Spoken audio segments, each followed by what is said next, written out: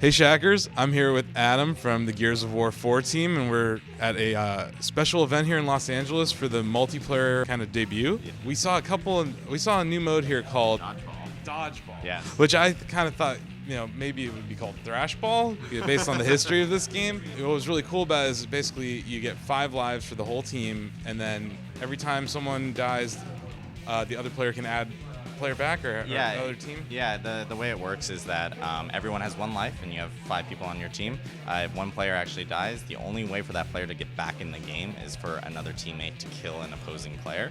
And what's kind of cool is that you can actually get these really cool rebound moments where, let's say you're the only person left on your team and it's 5 versus 1, that one player could technically get like another kill, bring another person back up, and now suddenly it's 2 versus 4, then it gets to 3 versus 3, and then 4 versus 2 on your side, and you can get a full rebound. We've seen that a whole lot, and it adds a lot more tension and excitement, and sometimes dodgeball games can actually last fairly long because you can kind of stay balanced in between each one. The tricky part is there is still a 5-second respawn timer for that person to get back in, so let's say you are the last person and you end up getting a kill. Well, if the rest of the guys are kind of all swarming in onto you or something like that, you need to stay alive for at least those 5 seconds so that player can actually respawn, or else you end up still losing the game. Yeah, kind of speaking to you guys in your presentation mentioned you wanted to keep true to the franchise's history.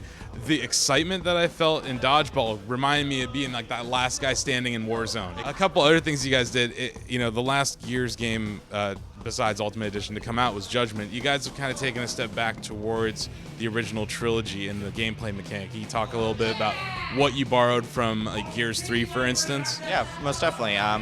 Gears 4 is going to feel very much more like Gears 3 with a little bit of like flavorings from even Gears 1 and Ultimate Edition. But even with using the Nasher, players will notice that it is not a center screen shot. It is coming from the barrel, which is very much from Gears 3 as opposed to like Gears 1.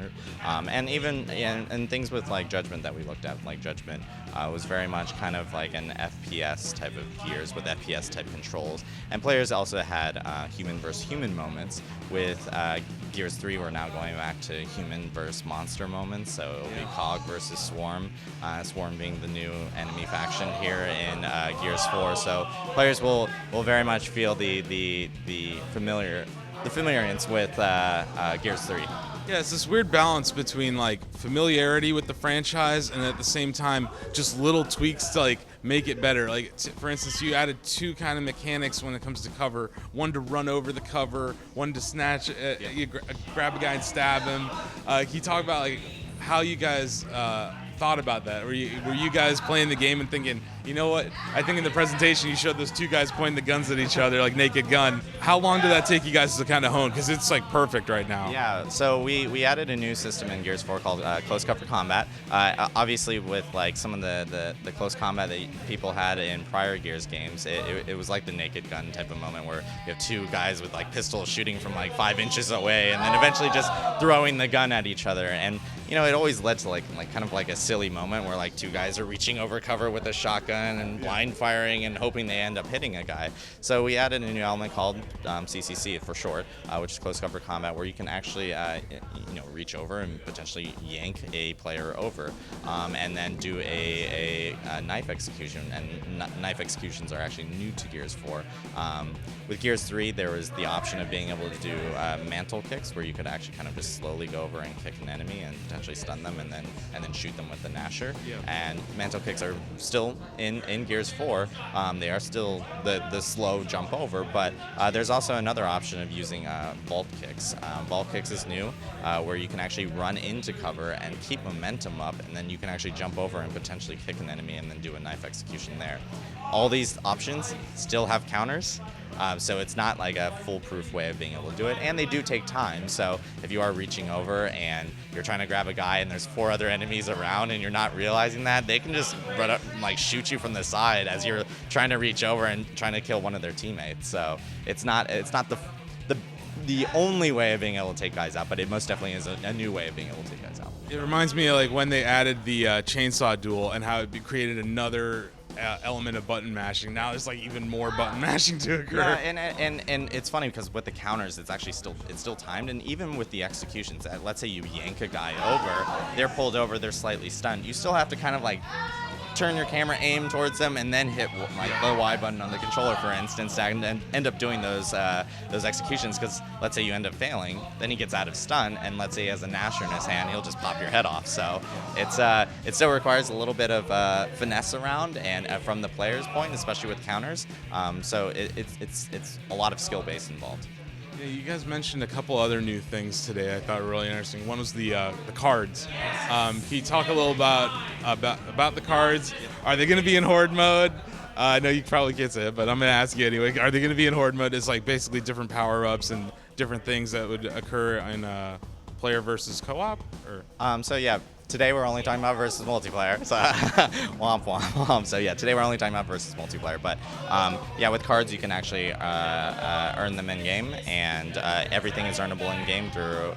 So if you do play and you can essentially get any type of skin unlock.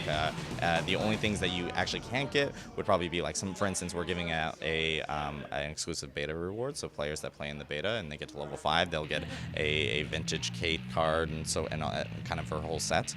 But everything else is earnable through just playing through the game with cards. And they come with cosmetic skins and different types of emblems, which are new to Gears 4.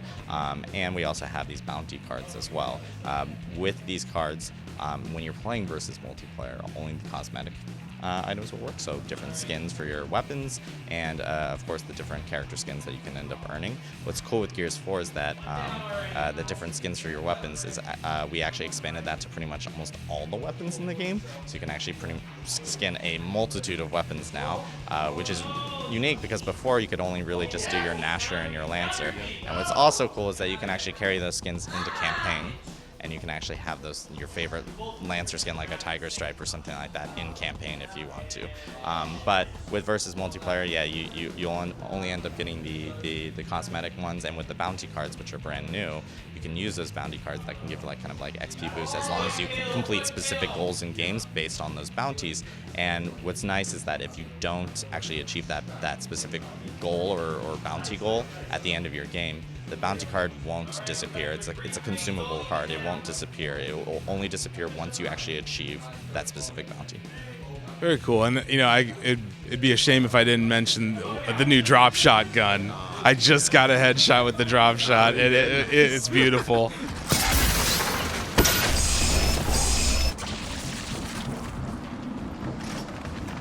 I love that gun. I like the concept of there's no more emulsion, so the weapons had to evolve. This takes 25 years into the future from the end of Gears 3.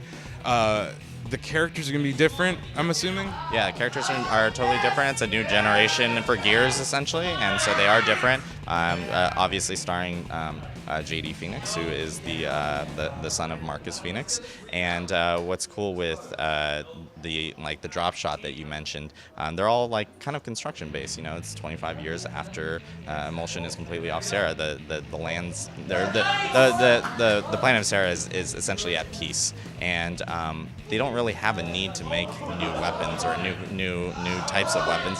So you're finding that all these weapons they're using are almost like repurposed construction tools as they're rebuilding. And so the drop shot is kind of that. It digs into ground and it actually explodes. And it's one of the coolest weapons because it really goes after people that are hiding behind cover, and you can kind of drop it on top of their heads. And like you said, the headshot is probably my most favorite headshot in the game because it digs through the body and they start squirming and explode, which is the coolest thing ever. And it's actually really hard to also hit just because you have to aim it almost perfectly on top of their head. It also has the coolest execution in the game, which is great because you can just lodge the drop shot to the back of a head and lift them up and fling their body across the map, which is great.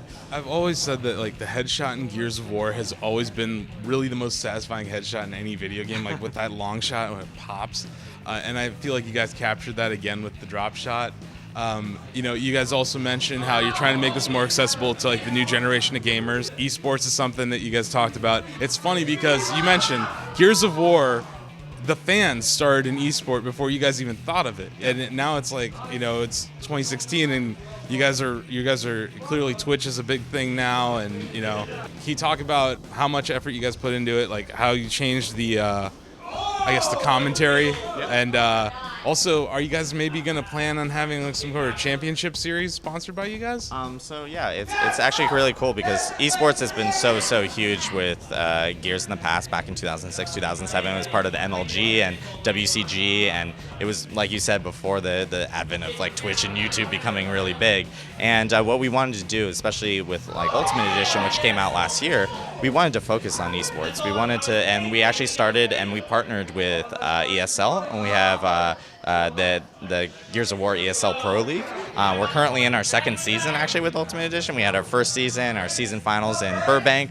The second season is actually at PAX East, the finals. And it's something we most definitely want to continue growing with Gears 4, and we want to continue creating awesome entertainment for fans out there that are really interested in esports. And we also do a lot of other things to get players to like introduce themselves to those things. We run open series with ESL where me and my friends could join up and we can sign up for a tournament, win small cash prizes, and eventually jump into Pro League. So, and everyone's playing dodgeball right now. It's pretty crazy, as you can hear.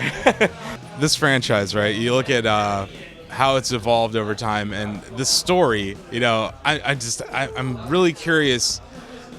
This we have a different enemy. The locusts are gone. Emulsion's gone. Can you talk a little bit about the swarm, just so we understand what they are? The only thing I can say of the Swarm right now is that they are a new enemy that people will end up experiencing in Gears 4, and they'll be able to play in versus multiplayer. We'll have more information soon. I promise. It's an awesome enemy though. They look awesome. They look so badass. I mean, the game looks really cool. You said you're planning on launching at 1080p, 60 frames per second. Is there any chance this is coming out on PC? Right now, we're only talking about Xbox One stuff right now. So yeah, it's focused on Xbox One, and that's what we're aiming for right now. And then it's 1080p, 60 frames in versus multiplayer, and then 1080 30 in campaign. And no word on Horde mode yet. Only talking about versus multiplayer at the moment. Well, Shackers, you heard it here. Horde mode not really confirmed, but I'm guessing it'll have some cool cards and stuff. And for everything Gears of War 4 related, you're already in the right place here on Shacknews.com. Thank you.